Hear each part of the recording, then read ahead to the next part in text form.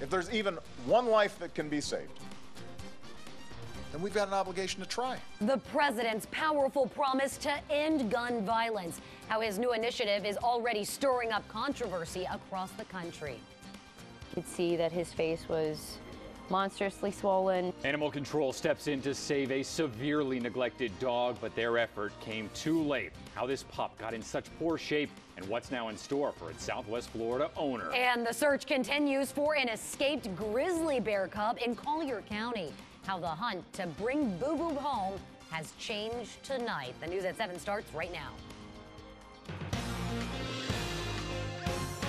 I'm defying the order that they could call to say they're going to collect guns. I defy that.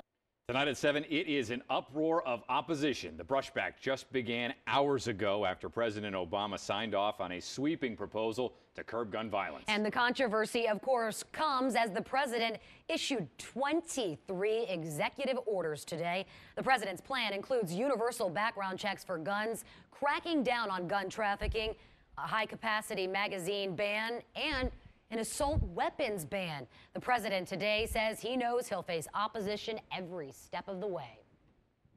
This will be difficult. There will be pundits and politicians and special interest lobbyists publicly warning of a tyrannical, all-out assault on liberty. And along with the bans, the president has prepared a $4.5 billion package requiring congressional approval. And here is where that money would go. The bulk of it, about $4 billion, would help communities keep 15,000 officers on their streets. $150 million would pay for 1,000 additional school resource officers. And that's not just police officers. It includes psychologists, counselors, and social workers. And $50 million would go to training 5,000 mental health professionals who work with young people. Millions more would be used on researching the cause of gun violence and reward states for sharing more information in the federal background system on firearm purchases. States are already preparing their opposition to tougher gun laws. Utah Republicans say they're drafting a bill which would prohibit and fine any federal agent who takes a gun away from a Utah resident. A Missouri lawmaker filed legislation to nullify any federal law restricting semi-automatic guns and accessories. Democratic lawmakers say these bills are a waste of time because federal law supersedes conflicting state laws. President Obama's proposed changes could have a big impact on gun sales here in Florida. The state of Florida does not currently ban assault rifles or limit high-capacity magazines. It also does not require background checks for private gun sales.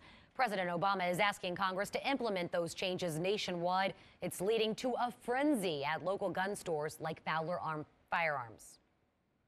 They're buying anything and everything at the moment. Generally more buying the AR-15s and AK-47s. Right now, Florida does not limit the number of guns someone can buy. That's not expected to be affected should the president's proposal become law. New Southwest Florida Congressman Trey Radel is not happy the president is using executive power on gun control. He thinks the president is shirking checks and balances. When asked about impeachment by a Florida blog, Radel responded that every option should be on the table.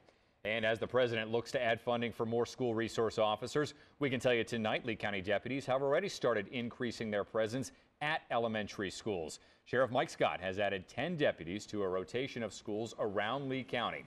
In Lee County, there are 50 schools with elementary age students. 5 of them are specialty K-8 schools. Those schools already have their own school resource officer, as does every other Lee County middle and high school. I think it's a really good idea. I think that it makes the kids feel safer knowing that there's somebody there. Let's talk about exclusions from this plan. The Sanibel School is not included in the plan, but the Sanibel Police Department will monitor students for safety there. Charter schools are also excluded. Administrators from those schools are responsible for handling their own security. Developing news in Punta Gorda, officers tell ABC7 they could have found a major piece of evidence in a missing persons case. Frances Hendrickson was last seen driving her car in 1993, almost a decade ago.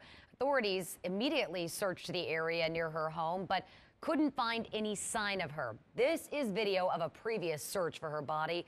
Using sonar today, they found what they believe to be her car in a canal behind the intersection of Whippoorwill Boulevard and Eider Street, blocks from her home. Divers have secured the area. Crews will start to recover the car tomorrow morning. This was breaking news at 5 today on ABC 7. Cape Coral police say a man is now facing second-degree murder charges tonight after admitting to killing his wife. Officers found the body of 45-year-old Anna Rivera inside of a house on Sunday. A friend of hers called in that murder. She says Porfirio Rivera called her and left a message. On that voicemail, investigators say Porfirio admitted to killing his wife.